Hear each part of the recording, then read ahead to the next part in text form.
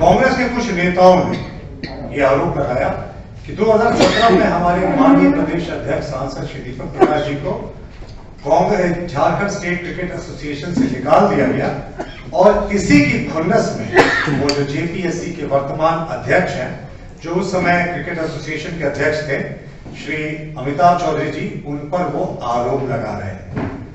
और उनके कहने का तात्पर्य यह था कि अगर हम लोगों ने भ्रष्टाचार के कुछ आरोप लगाए और जेपीएससी के बारे में कुछ प्रासंगिक प्रश्न खड़ा किए, तो यह सिर्फ उस बात का खुन्नस है कि हमारे माननीय अध्यक्ष जी को 2017 में क्रिकेट एसोसिएशन से, जो वर्तमान जेपीएससी के अध्यक्ष हैं, उन्होंने हटाने का कार्य किया था।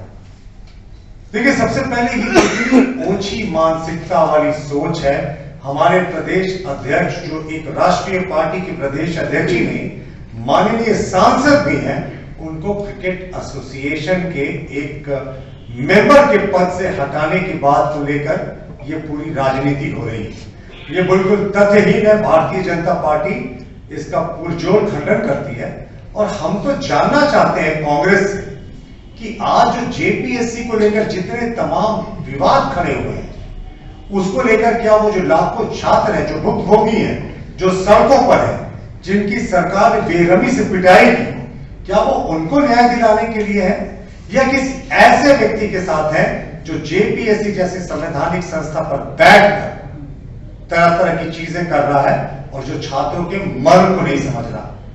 अध्यक्ष को बचाने के लिए की थी, जेपीएससी के अध्यक्ष को। काश जेपीएससी ने इतनी ही मेहनत एग्जामिनेशन को फेयर कंडक्ट कराने में की होती।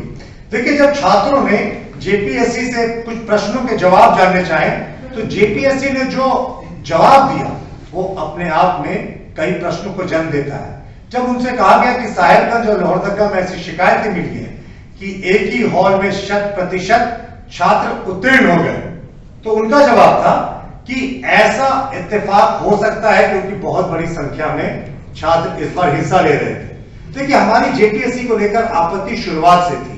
जो छठी जेपीएससी में पदों की संख्या थी, एक जेपीएससी में, वो 7वीं, 8वीं, 9वीं, 10वीं यानी 4 जेपीएससी में जब उन पदों की संख्या को आप देखेंगे तो वो एक जेपीएससी के पदों की संख्या ज्यादा थी, लेकिन 4 जेपीएससी में उन्होंने पदों की संख्या कम कर दी थी। तो ये सरकार एक तरफ नियुक्तियां देने की बात करती है और 4 कंबाइंड एग्जामिनेशन में एक जेपीएससी कंबाइंड एग्जामिनेशन के पदों की संख्या कम हो जाती है। उसके बाद जो सेंटरों का चयन हुआ, वैसे सेंटरों का चयन मैट्रिक एग्जामिनेशन में भी नहीं होता है।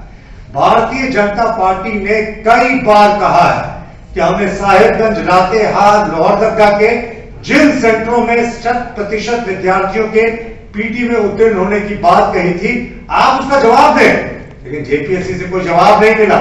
हमने सीसीटीवी फुटेज जारी करने की मांग की। हम तो कांग्रेस से जानना चाहेंगे, कांग्रेस के प्रदेश अध्यक्ष आदरणीय राजेश ठाकुर जी से जानना चाहेंगे कि क्यों जेपीएससी आज सीसीटीवी फुटेज उन हॉल्स के जारी करने में हिचक रही है। हम तो राजेश ठाकुर जी से यह भी जानना चाहेंगे कि कांग्रेस के जिन नेताओं का बयान आया, कांग्रेस क्या उसी पे आज भी स्टैंड करती है, यानी कांग्रेस सिर्फ एक ऐसे व्यक्ति पर जिस पे बहुत प्रश्न उठ चुके हैं, क्या आज उसका साथ दे रही है जो जेपीएससी के पद पर बैठा है। Giridih is a small place and we have like very less facilities in terms of education and this kind of infrastructure. It came to our mind that basically there should be good opportunities for the students of Giridih, those who are leaving the town and going outside for studies, their higher studies and their education. I wanted my son to start with the coding classes, so I researched it online. I got through all the reviews and everything. Then I got in touch with the White Hat representatives and I was very happy with the progress and all how he was doing. So then I thought that why not to implement it in our school so that all the students are able to learn this thing. I started coding because we can make our thoughts real. We can interact with the computer. White Hat Junior is helping me to create a web browser. And I think on this part, White Hat is actually leading, on this coding platform. It is definitely a very good platform and one should implement in every school.